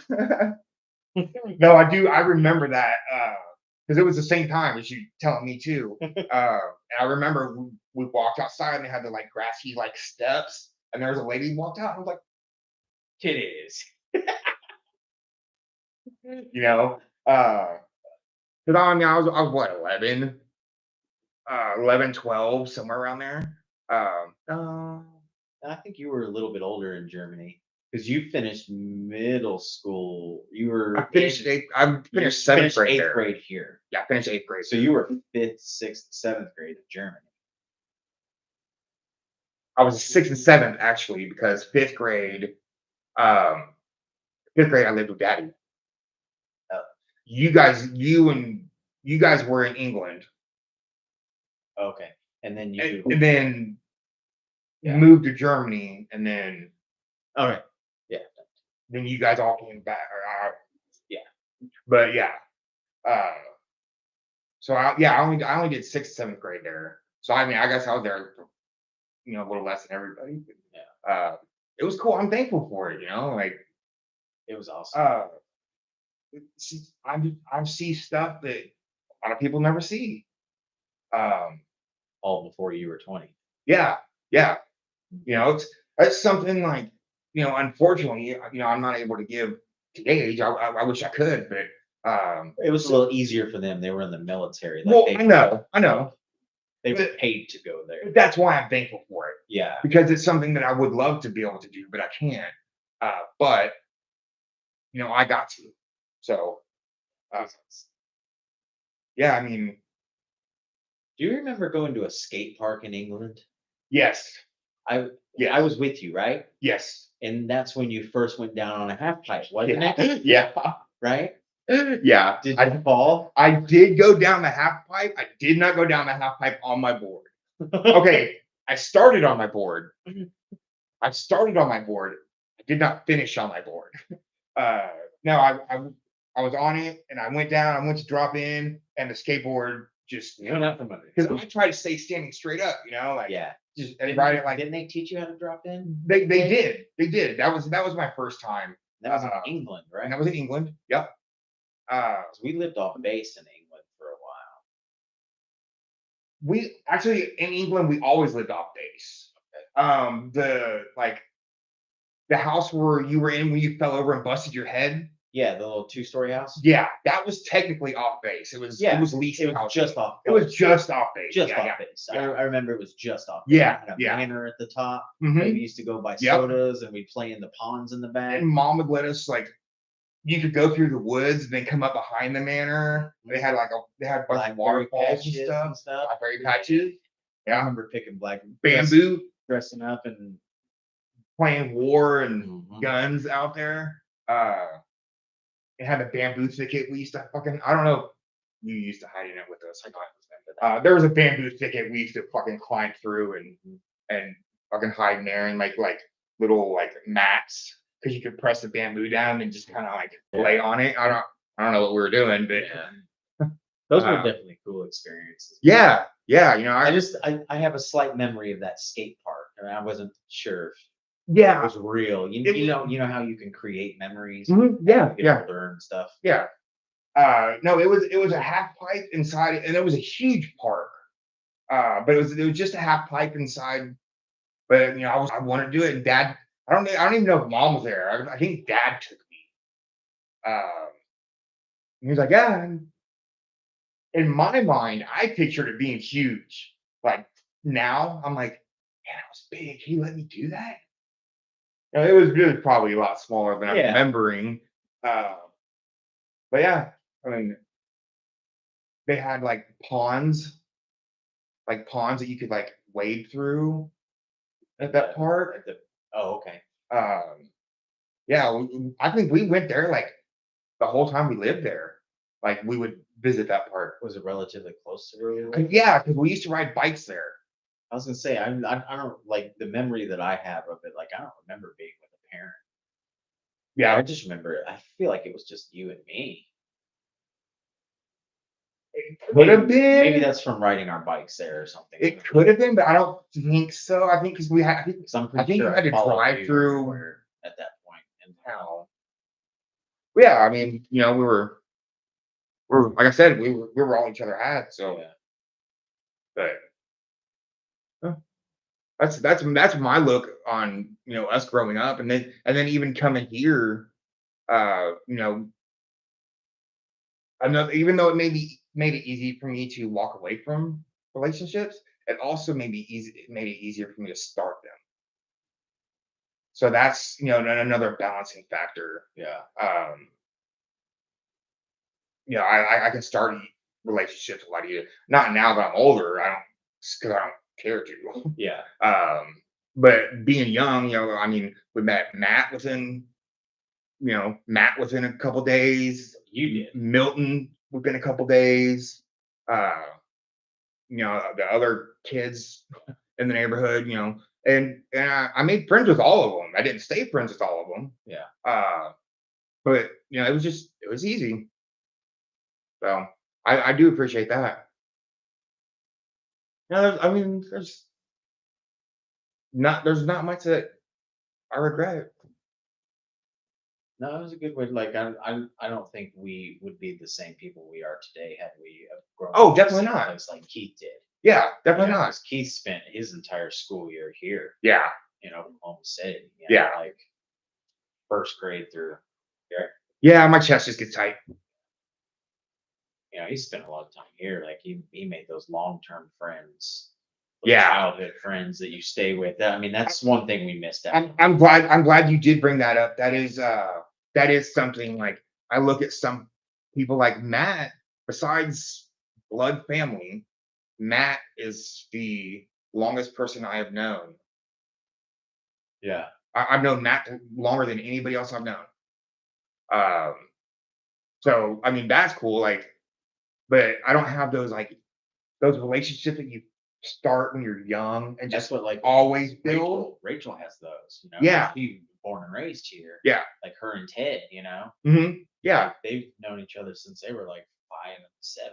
Yeah. I do. I can't miss it because I never had it, but I'm a little jealous of that. Like I see that, I'm like, that's cool. Those are super interesting friendships. Yeah. Like it's amazing, cool, kind of cool, but obviously something that will never. Yeah. But Yeah.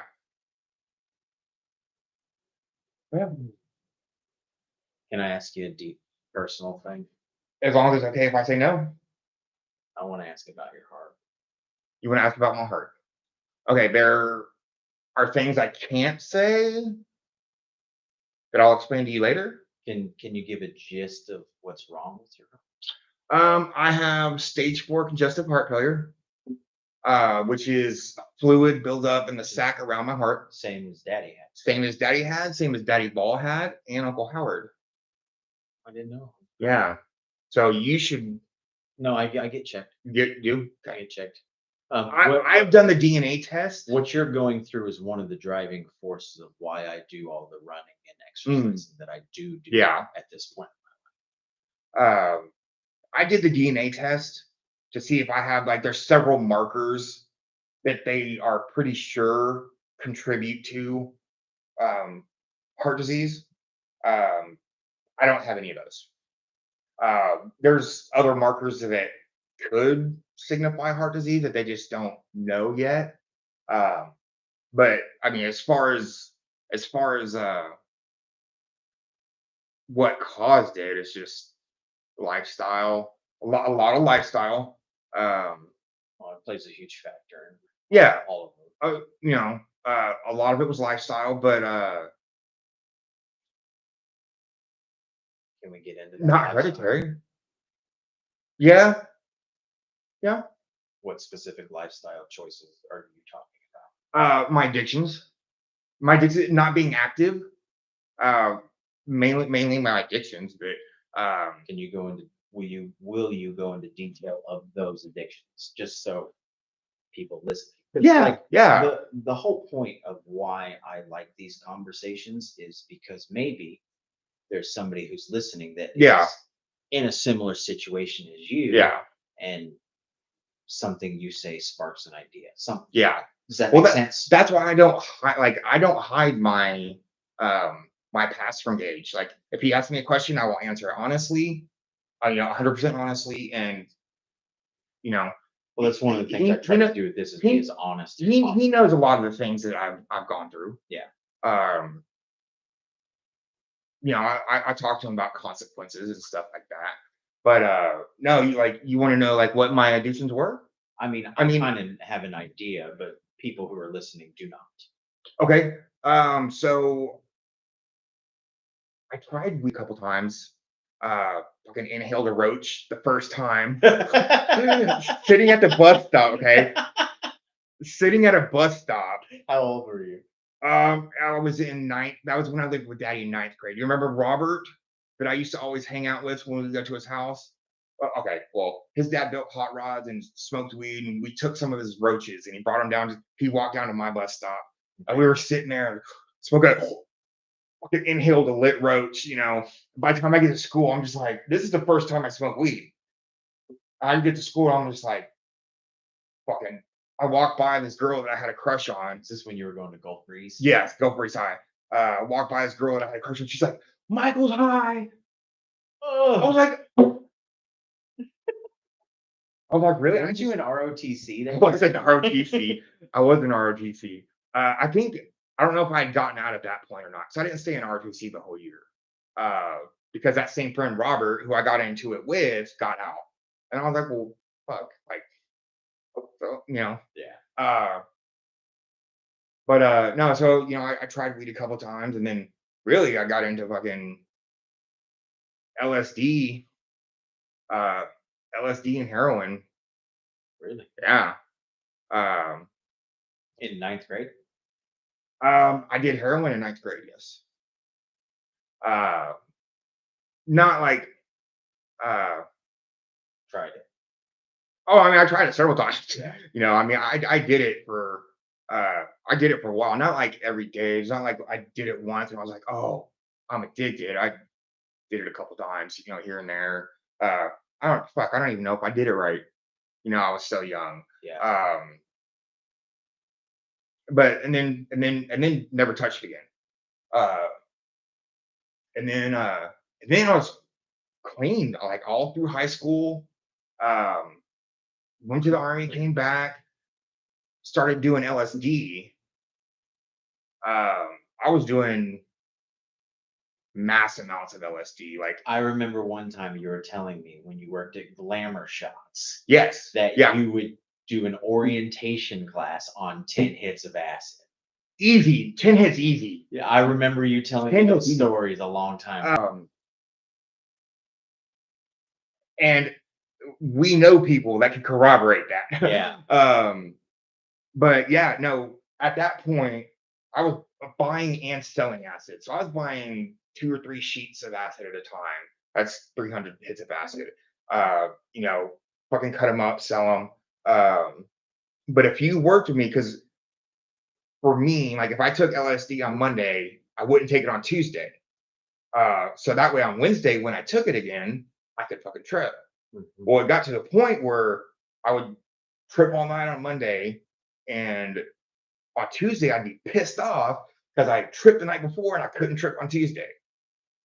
Like, I mean, I don't know that I had a physical addiction to it. I just had a fucking mental addiction to it. I fucking love it. Yeah, I do all the time. Like I had dinner with mom and dad, tripping balls. My girlfriend and her parents. Uh, but yeah, so it was uh, a 5 day training week, and depending on the way the schedule fell, at least two, probably three of those days, I was fucking tripping balls acid. Like, I remember, those ink pens that you dip in the inkwell, and then and then you have to rinse it off. Yeah. Well, I had one of those and I was using it. And I went over to the sink and that drop of water hit the uh, fountain tip and it just went all over the sink. I just jumped down and looked at my clock. I was like, I'll be back. And I went and got my friend that was also tripping. I was like, dude, come look at this. And we just sat there doing it over and over. My class was just like, this is weird. But How did you keep that job, man? How long did you have that job? I had that job for well over a year. How did you keep that job? I don't know. It was glamour shots. Honestly, they were going out of business. So, I mean, they were about to shut the fucking call center down anyways. That was the one that was on Council and Expressway, right? Yeah. Or there's a Walgreens now or something. CVS. I think that's where the CVS. It's one of the two. Yeah. I'm not sure. But yeah, no, so I did a fucking lot of acid. I mean, I've got stories for days. Yeah. But that's what led to my fucking favorite addiction, which was meth. Because I would fucking trip all night, and then I would need to do fucking meth to get through my training class the next day. So that's where that came from. I mean, that's how that started, and then it just fucking took over everything. I didn't drink. Drinking and smoking at this Nope. time? Nope. Didn't even smoke weed. If people ask me like, "Did you smoke weed?" No.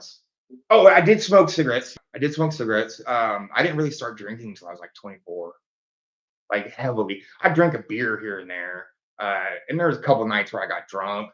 Well, watching Daddy and Uncle Dan and shit with their kids kind of steered me away from drinking for a while.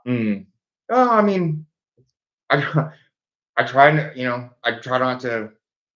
to be them. I got good stories about Dan. But I also try not to compare myself to him. No, I'm just saying those examples. Yeah. Like specifically, you remember the year the Broncos were in the Super Bowl and they lost, and Dan punched holes in the wall of their trade? Yeah. Buffalo Bills. Bills. I'm sorry. Buffalo Bills. Yeah, because they were in the Super Bowl like 3 years in a row, and they lost every year. And they lost. Yeah. We went over and there were holes in the wall. I do remember that. I remember that. Yeah. Like I remember going to work with Daddy, and Daddy being like, if Uncle Dan picks up a power tool, you get away from him. Because he would start cracking beers at 9 o'clock in the morning and go to work. Yeah. And fucking drink all day.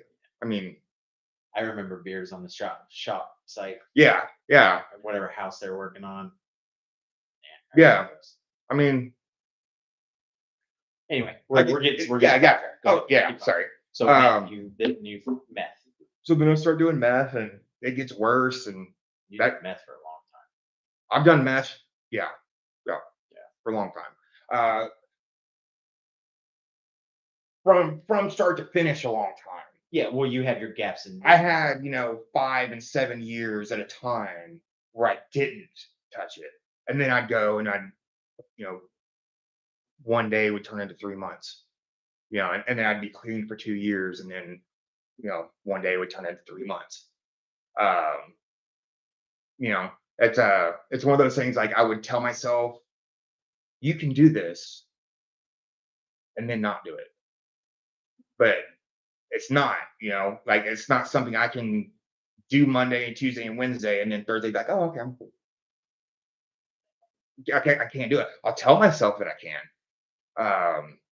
But and that's one of the things I learned from Amy is that, to play the tape out. Play the tape out and walk yourself through what's gonna happen. And be honest with yourself when you do it. I like that. Be honest with yourself when you do it because that's the only way it works. Because you can lie to yourself and I did it many, many times. Well, I'm just gonna buy this bag. When this bag's done, I'll go to sleep and I'll be fine. But then I'd fucking feel like shit. Uh, Not feel like shit, so I'd get another bag so I didn't feel like shit. And then we'll just fucking keep going. But I learned, like I walk myself through it. And I'm like, what's gonna happen? You're gonna have fun. You're gonna have doing a lot of fun, and then you're gonna get tired, get cranky. You're gonna fight with the people you love. Possibly, push those people away. Um, and then whether you try to tough it out or not, you're gonna get another bag. And I know that. I know that about myself. Um, so yeah, that's one of the biggest things that helps me. And then I look back at some of the shit I've done. Uh, How long have you been sober from it? right now, Mhm. 7 years. 2015 or no, it was 2017. Before I went to Phoenix. Mhm. I remember. Before I went to Phoenix. Uh, you know, uh, That's when you stopped, is when you went out there? yeah, yeah. Well, I didn't know anybody. I got it, and that's the other thing is not only do I have to play the tape, but I have to eliminate those people. Um, That is a huge part of yeah, stopping. yeah. Yeah. You know, I cannot be around someone that is doing it. Like if I come around you and I'm like, oh, you're high, I gotta leave.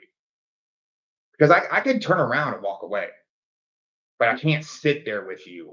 I'm gonna be like, fuck it, let me see it. There's no way that somebody could lay down a line of cocaine in front of me and not Yeah.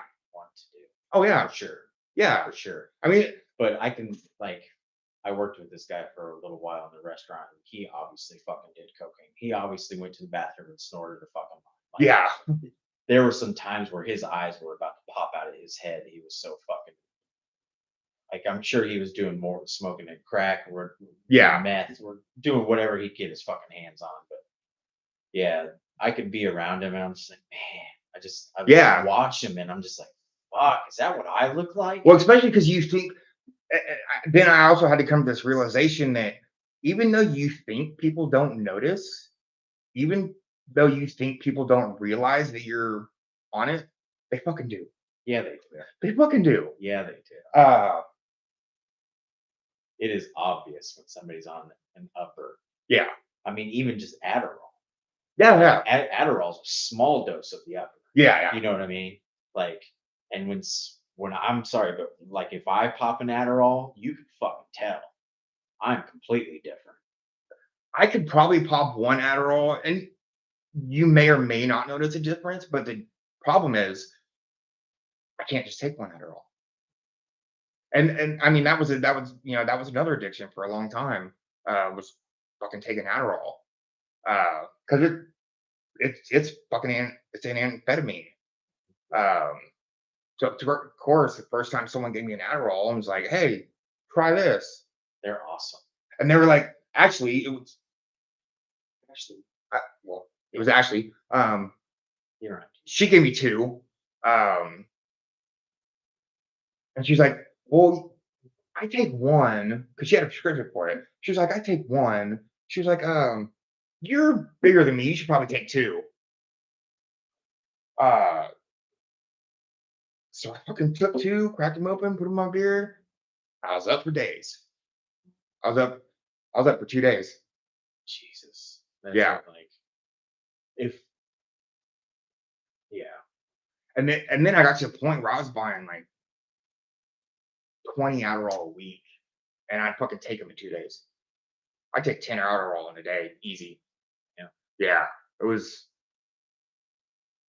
and I mean, I kept a job. I was working at ProLube actually. Um, and then, but that led to doing fucking more meth. So, uh, yeah, quit those. But it definitely, amphetamines definitely fucking wreck your heart.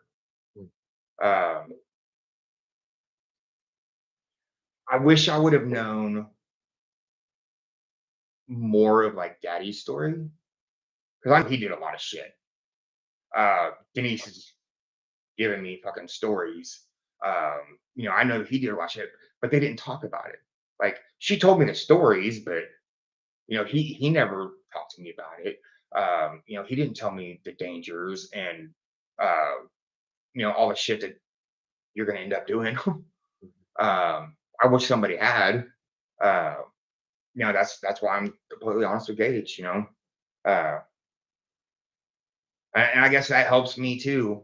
Talking about it and yeah. If I could take it back, I would. I, I would and I wouldn't. Like it's hard to say. I guess it depends on the day you ask me. If I would change any of that. Because some days that's who it may mean, and some days I understand what you're saying, but I mean, I look at the past now. Like, yes, I have regrets on the past, but yeah. The regret is not my past because my past has made me into the person that I am today. Correct. Yeah. Like if things would have been different, everything now would be exactly. Yeah. different. Yeah. The regrets itself is really just like I regret how I treated this person. So yeah. treat someone like that. You know what I mean? Yeah, I have those. Yeah. I fully. Yeah. But no, like the things that we do in our past make us who we are today. Yeah. You know what I mean? Like I used to think that when I got high, it made me normal. It made me feel like myself. But that was the addiction talking.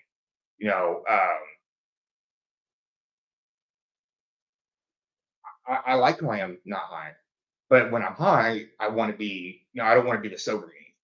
Does that make sense? yeah. Yeah. I definitely regret things, uh, but that was a big shift in thinking for me. Was to go from thinking I'm normal when I'm high to realizing that oh, I'm normal when I'm sober. That was a big shift in thinking for me. The huge plus of being sober from those things that I've realized is my positive thinking is much better. Yeah. Or more so to say that I'm able to not listen to the negative thoughts that enter my head. I'm able to hear them and say, you know what? No, that's not what I want to think about. Like it's much easier being sober to fight those negative thoughts. I understand exactly what. Oh, Cat. the cat. Yeah. Mr. Whiskers will sneak up on you. I remember. I understand exactly what you're saying, and I don't disagree with you. For me, it was kind of the opposite, and that's one of the things that made the addiction so hard for me to fight. Was because I did the drugs because they were my best friend because they made those voices go silent, and I guess that's what I meant by like I felt normal when I was high because like all that anxiety, depression, I felt like Superman, all that was what I craved. It silenced my brain, um, and let me get away from all those negative thoughts that I have because I have severe depression and anxiety. I'm bipolar. Um, that has a lot to do with it. It silenced all that shit in my head. But I went, I probably have ADD, but I was undiagnosed depression, and I have a major depressive disorder, undiagnosed, undiagnosed bipolar, and who knows what else. Um, so it shut all that up. Yes, there are better ways to do it. I know that now from being sober. But when I wasn't sober, that's what I did it for. Yeah. That was my escape. That's why I did it. It made me feel good. Uh, yeah, I know. She's walking around my legs. Yeah, she's But on me too.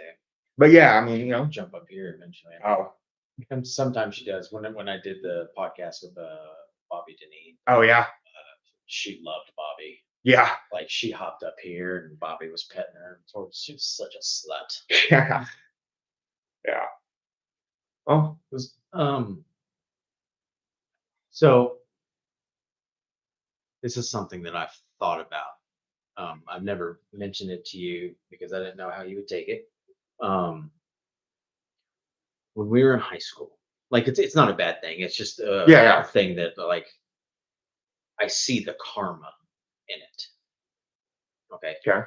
Just when we were in high school, I remember you wrote a letter to our dad that started out with, "You're such an inspiration for the ways that I'll never ever choose to be." I never sent it to him though. You never sent it to him? I never sent it to him. No. Okay. Because that was not in high school. I don't remember when it was. That was when I was really high on drugs. Was it? Okay. Yeah. I remember you telling me about this letter. And for the longest time over the past, I don't know how many years, but since you've started to have your heart issues in your early 40s, it always like, I don't want to say it's funny, but in the karma aspect, I was like, man, he almost ended up exactly like our father as far as the heart issues go in your early 40s and everything. Yeah, yeah. I'm physically. I didn't know they didn't send it to him. No, I did not send that to him. Thought you had sent No, I wrote it. Yeah. I did write out a letter that started out that it came from 3 Libras. It was 3 Libras. The song. Yeah. Libras, Okay. I think. Yeah, that's where it came from. What's his name's side band? Maynard Keegan. Perfect Circle. Yeah, Perfect Circle. That's the name of it. Yeah. But yeah, no, I did write that letter. I did not send it. Oh, okay. And talk about like the karma. That I guess that was a way of venting. There she is. Because that is how I felt at the time. Mm-hmm. I did feel that way. Yeah. But me and him had a lot of bad blood at that point. But now looking back, a lot of the things that I was mad at him for were not him. Was you? No.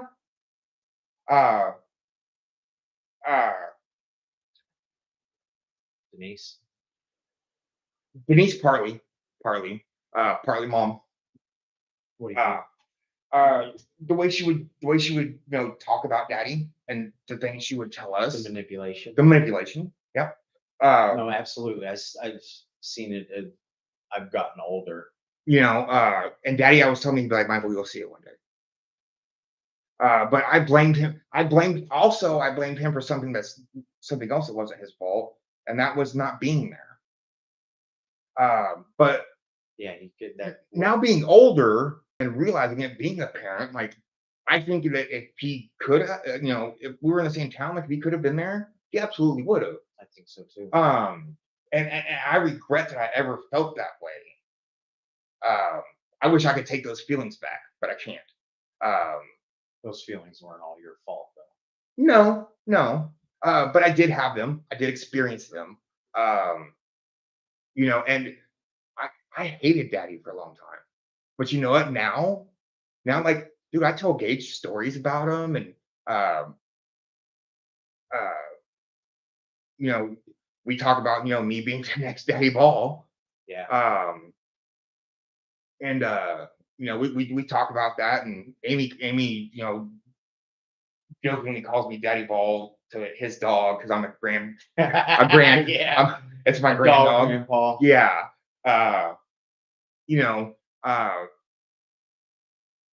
I wish he was here. I have, there's a lot of things that I would say. I wish he was still here. Yeah, there's a lot of things we missed with him. Yeah, yeah, absolutely. Yeah, there's a lot of things, and I regret that. It wasn't his fault. It wasn't his fault that we lived in England or Germany. He had to let us go. Yeah. But we had some really good times. Summers were awesome going to see. Fuck yeah, get to go to Florida and see Daddy and yeah, there's a lot I wish I could take back. I love him. I love him, and I'm proud of him. I'm proud to be his son. I really am. I'm glad we all got to reconnect with him. Yeah. Before he passed. Mm-hmm. Yeah. Well, that's I remember. I remember when we showed up when he had his heart transplant. And we fucking cannonballed it, and we walk into the hospital room. The first thing he said, do you remember what he said? He said, "Boys, I don't have to sell my Harley." I was like, I don't remember that. Is that like when we went out when he was in North Carolina? No. Yeah, he was at UNC. When he got his heart transplant? When he got his heart transplant, it was in North Carolina. Okay. Mima was there. Yeah. Mima was there. Someone else was there too. I can't remember who it was. I was thinking about it the other day. But yeah, because we drove straight across, and we got there so late, and visiting hours were over. We didn't have a hotel room. We didn't sleep in the back of the little Ford Explorer. Slept in the back of the Explorer in the parking lot. But the nurses, like we like, hey, we're here for Harris Ball. We just drove cross country, blah blah blah, and they let us like hang out in the waiting room and sleep that night. I think we slept in the waiting room that night, and then we slept in. I remember sleeping in your Ford. And then we slept in the Explorer. And then we met those cool, those cool bartender people. The cool bartenders that we met. They were just like having to hear us talking, and they're like, they gave us a place to stay, and then threw a party. Like when we were about to leave, they threw a party. Yeah, it's like, hey, Didn't come we over. Send them a thank you card? Yeah, I think so. I think we mailed them a thank you card. Pretty sure. If not, we meant to. I'm pretty sure we did. No, I think we bought a card there and then like stuck it in their door. No, we dropped it off at the bar. Oh, okay. We went by the bar to give it to them, and they weren't there, so we left it for them. Yeah. Okay. That's right. No, we did leave them something though. Yeah, they were super nice. Yeah, that was I think they were kids, weren't they? I think so. I think they were college students who just happened to be working with them. Yeah. I think the boyfriend like did something else. Like he sold stuff for iPods because iPods were just getting big. Mm-hmm. So he sold accessories for iPods. He worked for a company that sold them. And he's like, dude, the iPod's gonna fucking blow up. And he, seemed to make decent money, but they fucking gave us a bed to sleep in a couple nights. It was one of the first comfortable nights we slept. Yeah. Whether it was a couch or pull-out bed, whatever it was. Yeah. We weren't sleeping in the back of your 2-door Ford Explorer. Yeah. I remember that because we were at I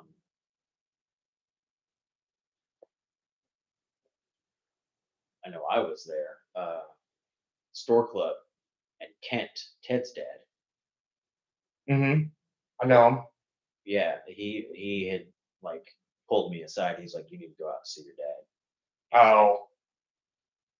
He's like, "You need to go out there." I remember that. And then for a transplant? I don't remember. We drove out to see him so many times. We drove out there a couple times. Yeah. Because when I think it was when he ex-wife. I think it was when he actually passed. Yeah, because she called and she called. She was like, "You guys need to come. Like, if you want to see him, you got to come now." Yeah, because he was in hospice. Yeah, but I remember walking in and sitting down on the couch next to him. I don't remember if he grabbed my hand or if I grabbed his hand, but I remember him squeezing my hand because he couldn't talk. Yeah. I remember him squeezing my hand. And I just was just like, I love you too. glad we could be. And I felt like, I felt like that. Like, the day you took me there, I'm about to cry. It's all right. I've cried on here before. The day you took me to the airport to get on the airplane to fly home from seeing them because you were gonna stay there. And I got home, and that was the first time I was ever away from Gage, too. Um, Gage was in the car. He's like, "Oh, Daddy, blah blah." We're talking. He's like, "Why were you gone? Where'd you go?" I was like, "Oh, I had to go see my dad. He's sick." He's like, "Do I know him? Or can I meet him? Or why couldn't I go? Or something like that." I was like, "Well, he's really sick." I remember exactly what I said. Um, but I remember I was in the back seat with him, and Mom just reached around and she touched me. She just grabbed my leg, and I just fucking knew. I was like, "He's gone, isn't he?" And Yeah, because he died that morning. he died like while I was on the airplane Yeah, coming home. because I had driven back and went to sleep from dropping you off. Yeah. She woke me up. And Yeah. Yeah.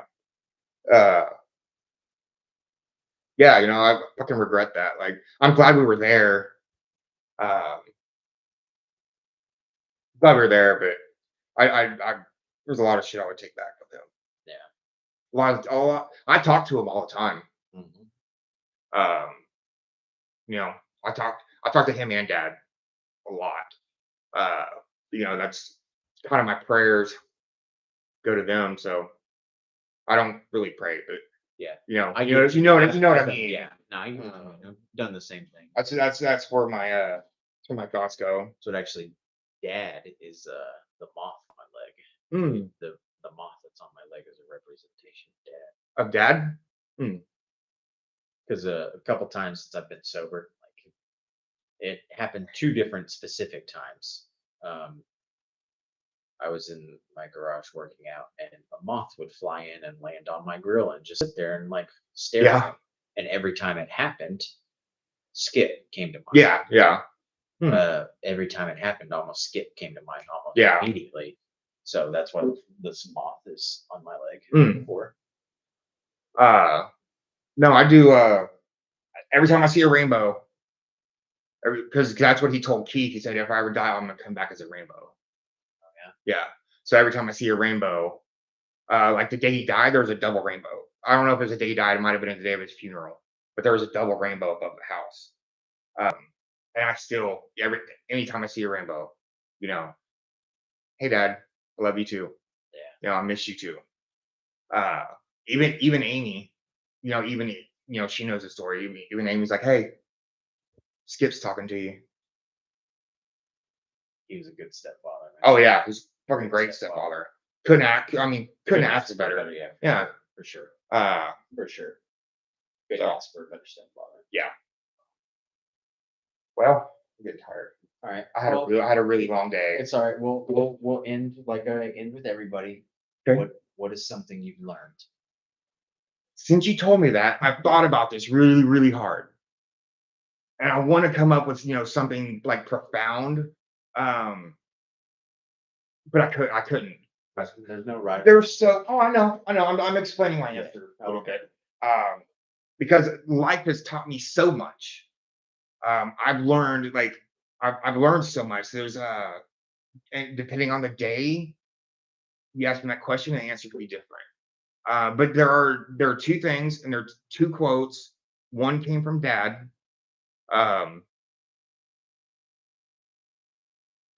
Or actually, there's 3 quotes.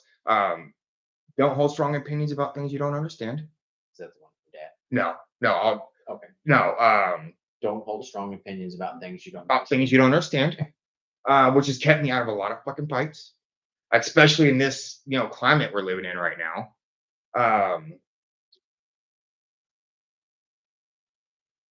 And this is one that came from Dad. Was it's better to let people think you're an idiot than open your mouth and remove all doubt. I like that. Yeah, he bought me this book of quotes for graduation when I graduated high school. I remember that. It was like God's little instruction book or something like that. And there was like 3 versions of it, and in each version it had that same quote in each different version, and I just remember it sticking in my head. Say it again.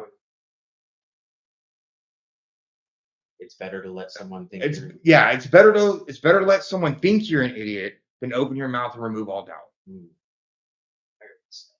You know, and I do that. That's why I don't smoke weed, because I get paranoid. I'm serious. I'm just. That is a huge reason that I don't, because I think about that quote. Because I get so paranoid and anxiety. My anxiety goes through the roof. And I think about it. I'm like, oh, I don't want to be that guy. So I just like retreat in my shell and I try to lay down. I'm seeing colors, and, you know. But yeah. What was it? Fuck. I went blank. Brain fart. Yeah. I went as soon as I said that I had 3. I went blank. So that's all right, man. Those are good ones. I'll think about it sometime. But it's different. Oh, I do remember, and I heard this in high school. Different is different, not better or worse. I like that one too. And, you know, and that's those are things that I've always thought, you know, since high school. And I've tried to use those. That's not really something life taught me, I know, but that's something you've learned. It's something I learned, and something that I think I try to carry on, you know, in my life. So yeah, I mean, that's man. Thanks for being here. Thanks for yeah, coming on. you're welcome. Man. I hope we can do this again. Yeah, for sure. Yeah. Dude, I had a long day. I had a 3-hour doctor's appointment. Yeah. Oh, bye everybody. If you're listening. Gotta say bye. Yeah. It's live. Oh, okay. I don't know if anybody's listened. One person liked it, so some people.